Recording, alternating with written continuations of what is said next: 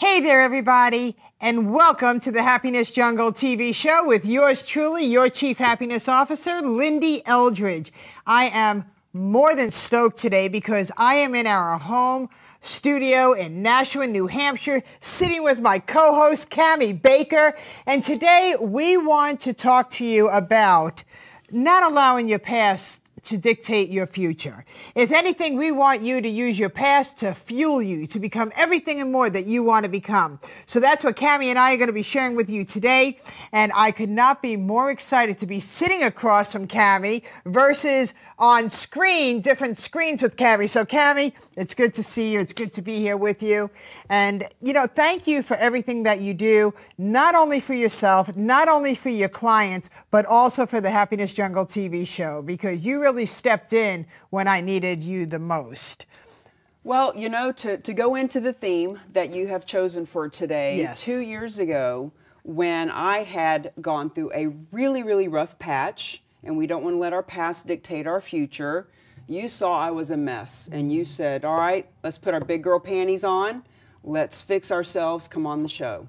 And I came on the show, and then a few months later, when your mother was in a situation where you needed to be with her, and I was able to step in as your co-host, I was just beyond honored that, having seen what a mess I had become, you were like, you know what? You're back. Yeah. You're back with a vengeance. You're back to help and to really, you know, serve those that you're here to serve, and I want you to help with the show. So thank you for having trust in me. Are you kidding me? You know, and that's a great place to start, if that's okay with you. Okay, when you came back from a very dark situation, and I remember that day. I remember that day like if it was yesterday. I remember you sending me a text. I'm back in New Hampshire. That evening, I was doing a dream board event. Do you remember that? Barely. Up in Amherst, but up in Amherst. Yeah. And I said, Cami, just come. And you were an emotional wreck at that point. But here's why I was so proud of you, because you showed up. You showed up and you started surrounding yourself with the positivity again. And that night was extremely hard on you. And I remember because I was watching you very, very carefully because I could feel it. I could feel the sorrow, the loss, everything that was going on within your body. And I knew that you weren't 100%, but I knew that we could get you 100% back. Well, you know, they say that things don't happen to you. They happen for you. That's right. They happen because of you. Yeah. They happen through you.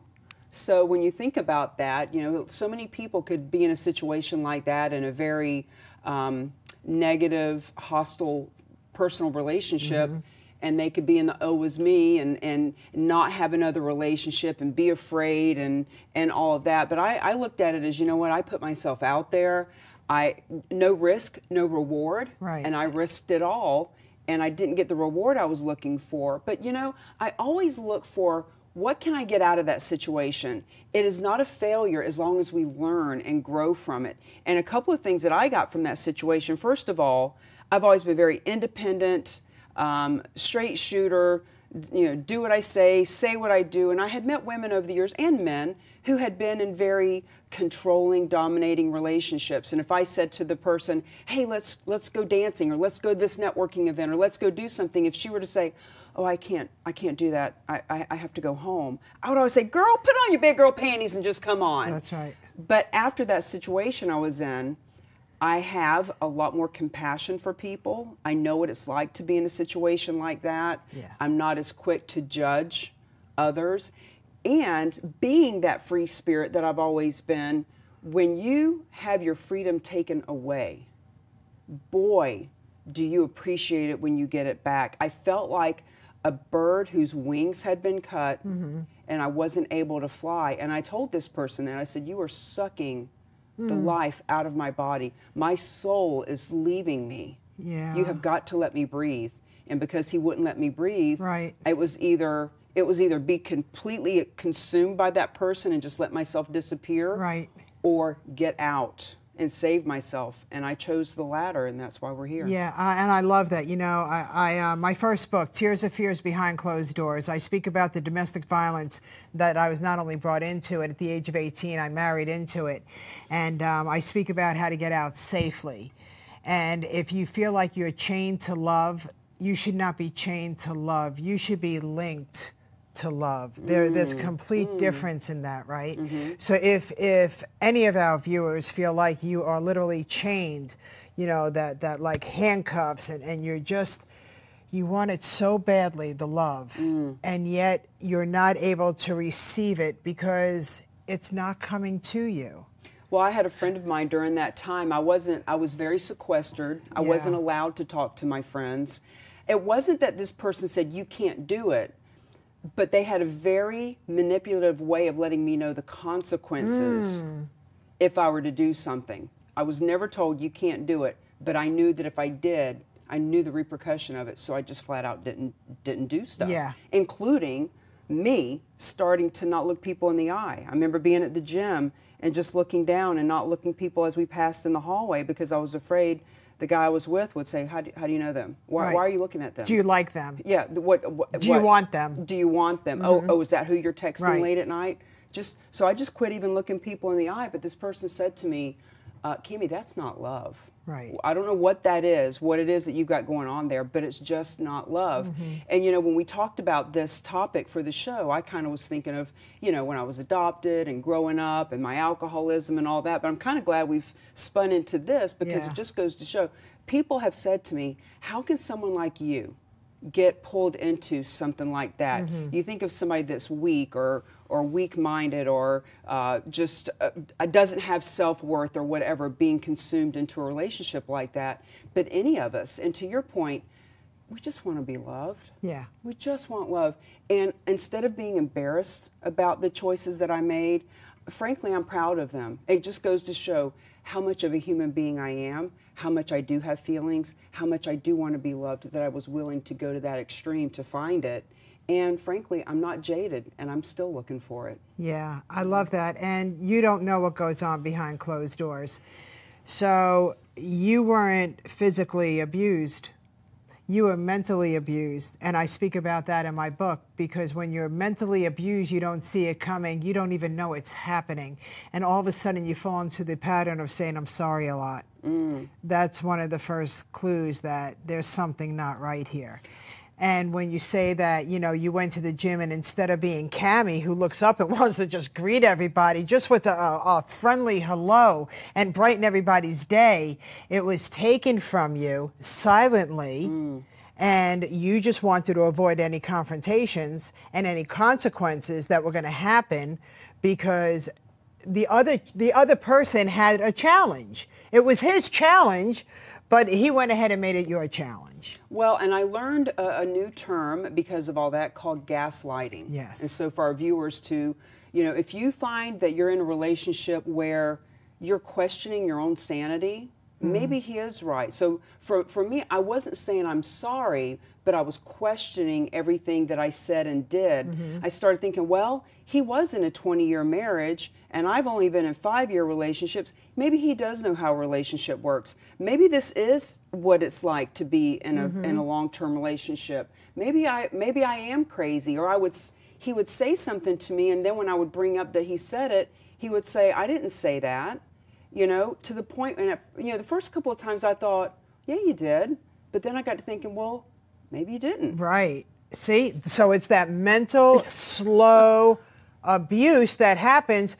You could see a fist. You could see a fist. You could see something being thrown at you. You know it, you know, and then you bruise on the outside. Well, and for those who have been physically beat, I hope that you don't take this the wrong way, but I often thought, I wish he would just punch me. Right. Because if he punched me, people would see the black eye, and they would know what was going on. Yeah. But because it was so malicious and so manipulative, on the outside, everybody loved him. He ran the town. You know, everybody worked for him, or their friends worked for him, or they bought from his store, whatever. Like, he ran that town. Everybody loved him. And the sick thing is, I loved him too. Yes. But the manipulation was just, I could just feel myself disappearing. Well, you ran away. You literally packed your car. You had a small car. Yeah, Fiat, smallest car they make. Smallest car, you know, and you said, I don't care what I leave behind. I just got to pack the things that are the necessity. And you fled.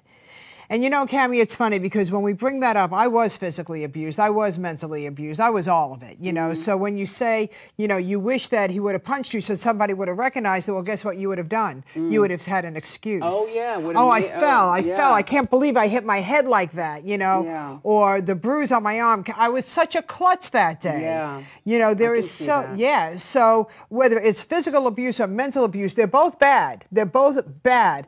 But mental abuse, because I know that for a fact, it just came, I didn't see it happening. I felt it happening, but I felt like I was a little girl who just wanted to be approved and loved. So I kept on doing things to try not to get yelled at, to get the approval. And it was never coming because once I did that thing, then it became something else.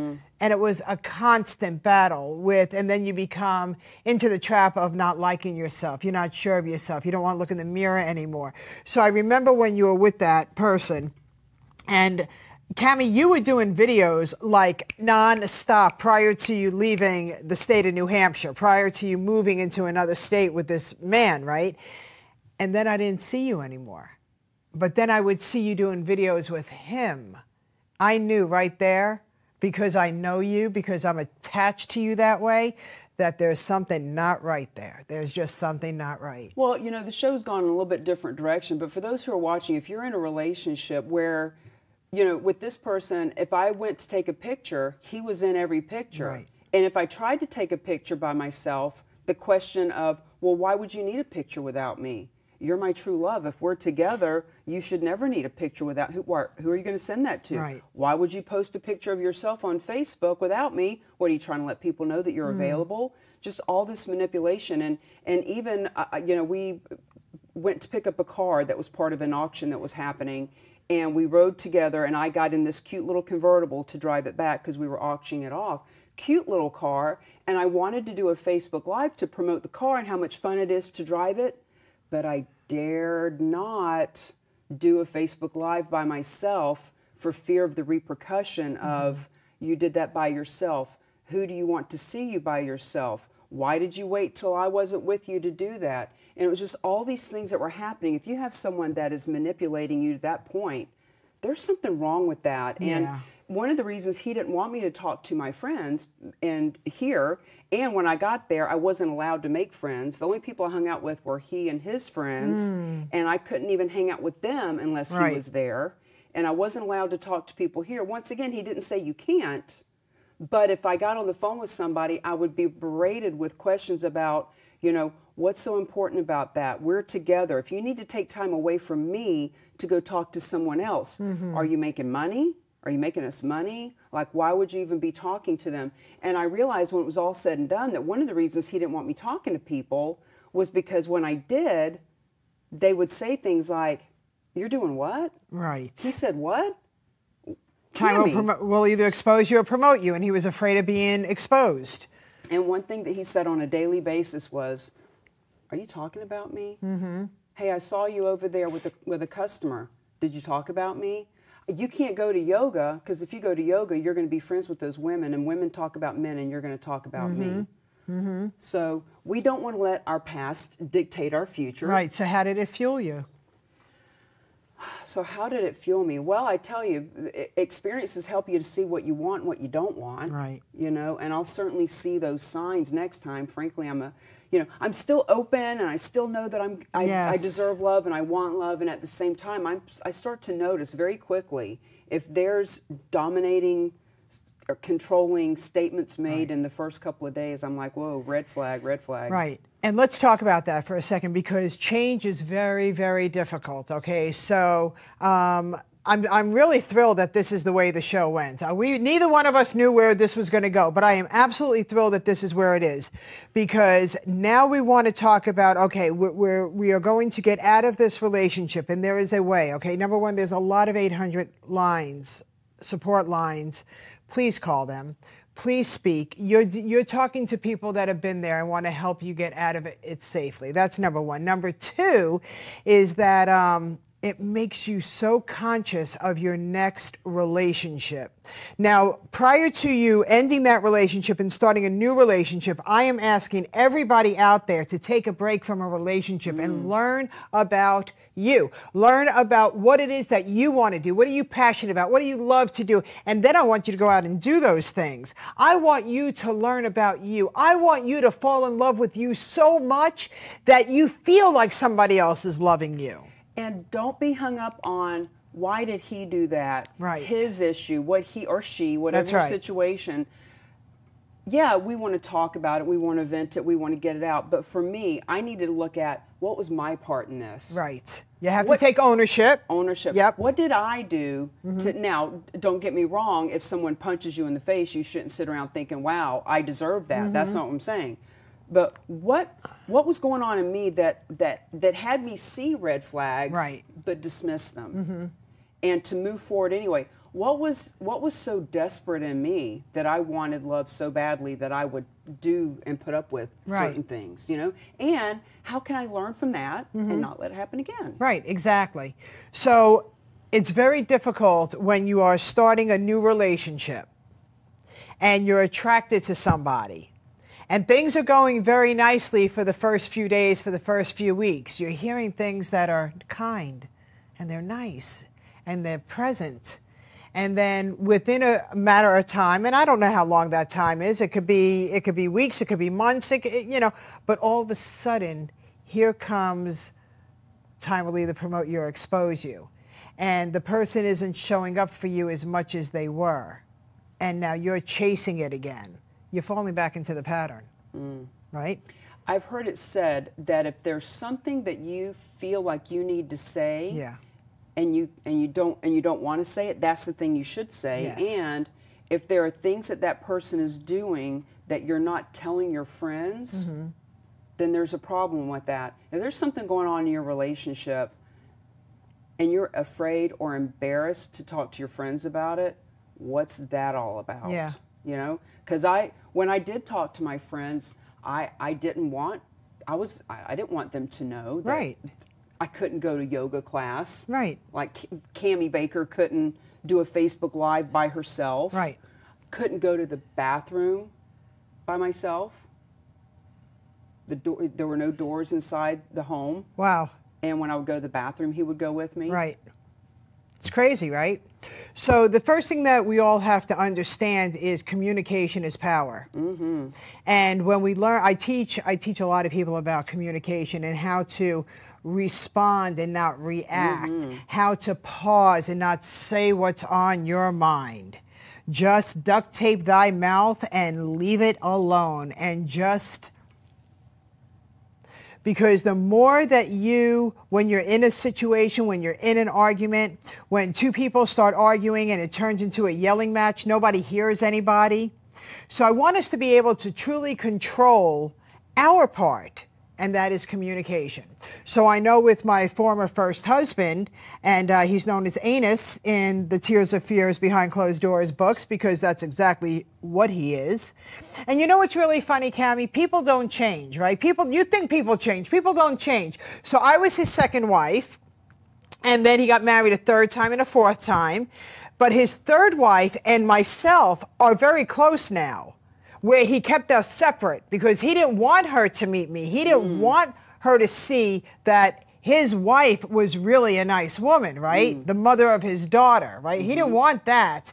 So what she heard about me wasn't kind. But then guess what?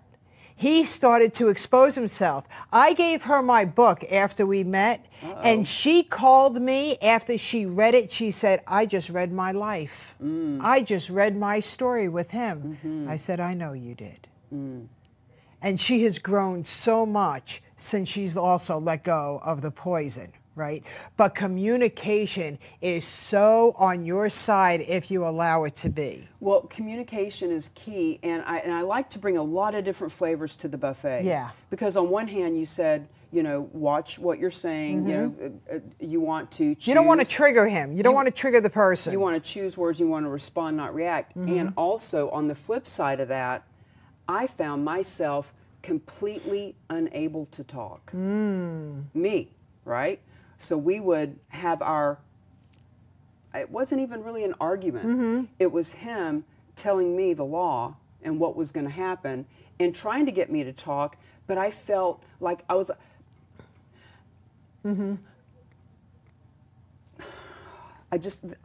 I couldn't get a word out. Yeah. I would sit on that couch for an hour and have him talking at me. Right. And me just completely shut down. My whole body language changes when I even think about being in that place. And whether I had something to say and I just couldn't find the right words, or whether I was just completely dumbfounded, I was like, I don't know what I can say. Right. Anything I say is going to be picked apart. Nothing is going to be right. It's all going to be pulled the wrong way. And I would just sit there in silence for an hour. And when I needed to get up and go to the bathroom, I would have to tell him, I have to go to the bathroom. I'll be right back. I'm not leaving. I'm not leaving the conversation, because for him, you couldn't just say, you know what? I need to think about this. I just need a break. I need to go get some air. If I went outside when we were having a conversation, it was me leaving him, leaving the conversation, avoiding this. And you know what? Sometimes you need to go take a drive. Right. You need to be able to breathe. You need to be able to That's think. right. So if you're in a relationship with someone who won't let you leave the room during a conversation, there's a problem with that. There's a challenge with that. So let's turn this around, okay? Yeah. Because I want to leave our audience with ways to, number one, be aware, and I want them to be happier, and I want them to realize that life is absolutely fabulous when you're not in prison. Yep, 1,000%. Right? Because I know once I left my domestic violence situation, the world started changing. So let's talk about that, okay? So after my relationship, okay, I knew that I also needed to change my playground, because my playground was also associated with combination of friends. Well, I knew that that probably wasn't really a great place for me to be, because then you wish you run into them. And you just do. I mean, it's the craziest thought, but you do, right? Because it's human nature.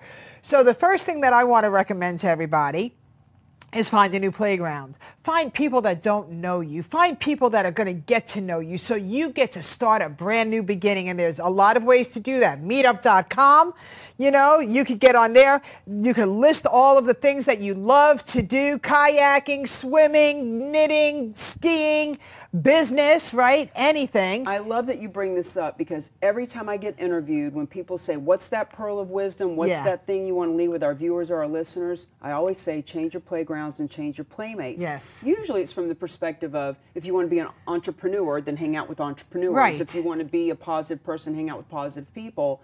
But even in this situation, it's so hard for people, but it's really one of the easiest things to do, is to change your playground and playmates. So to your point, meetup.com, there's so many ways. And for me, even recently, 30 days ago, I started working in Worcester. I got a couple of clients there, having a little bit of fun over there. I said, I want to meet a lot of people. So I started the Bra Drive. Right. You know, we celebrate your breast cancer survivorship every October. It's Breast Cancer Awareness Month. I like to do the Bra Drive. It's fun. And now I've changed my playgrounds, changed my playmates, specifically in another town. So when people say, well, you know, I've got all these friends, what do you want me to do? Dump my friends? No, guess what? There's plenty of time in the world, plenty of places to go where you can meet and hang out with new people. Yeah. So go volunteer someplace. Right. Go volunteer at, at an animal shelter. Boy, that is, Right? if you're an animal lover. Or a nursing home. Or any place. Or a with school, kids. preschool, whatever it Kids. is that's going to bring you that full of joy, right? And, you know, when I moved back to the South Florida area, I went back to meetup.com, because I knew that I wanted to build my business down there, which, thank God, it's growing beautifully, right? It's doing very, very well.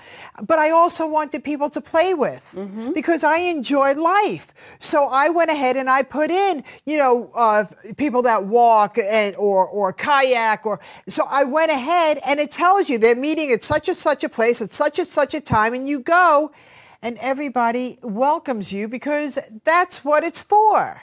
Well, you know, even for me, being an alcoholic in recovery, I don't go to the 12-step programs all the time like I did at one point, but when I get to a new area, I go find some meetings, because those are like-minded people.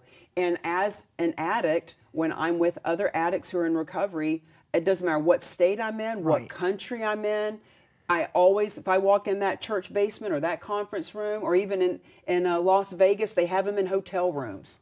When I walk in there, I'm with my people. Yeah. And I feel at home. I went to Key West about 3 years ago. I was doing a book tour. My book had just come out. I was in Miami. I rented a car. I drove down to Key West. I was seeing another narcissist at the time, and I felt so alone. He wasn't coming to visit like he said he would. And for 4 days in Key West, I went to AA meetings. Okay. Morning and afternoon, I went to these AA. Just gave me an hour with people that I wasn't alone. Right. I just had people that I could communicate with. I could talk about why I was in Key West, etc. Right. And when I left and went and walked the boulevard, I wasn't alone. Yeah. Yeah. Beautiful thing. Beautiful thing. So we only have another minute or so. So number one, call the 800 number. If you're really having the challenge and you know that you are having a challenge in your relationships, please start calling an 800 number. If you even think you're having a challenge, you're having a challenge. Yeah, if you're thinking it, it's happening, okay? So that's number one. Number two, gettomeetup.com on social media and go out and meet new people, whatever those people are for you. You know, even if you have young children, there are play dates on there. So, I mean, there's everything, everything. Roller skating, I mean, you name it, it's out there. And I know that because of my past that has fueled me to become who I am today, which is the Chief Happiness Officer, and my mission is to help people live a happier, more joyful life, because I never said that life was easy, but I did say that you could be happier. And that is the God's honest truth. And I know, I am watching you grow. I am, Cami, you are known all over the New England area and beyond because of who you are. You're very, very authentic. It's because of everything that you went through. So for everybody that's listening to us today, I want you to think about your passion. I want you to think about your past. If you want to contact me, if you want to contact Cami, we are very easy to find on Facebook, Instagram, and LinkedIn. Lyn-Dee Eldridge, Cami Baker, Happiness Jungle, Mingle to Millions.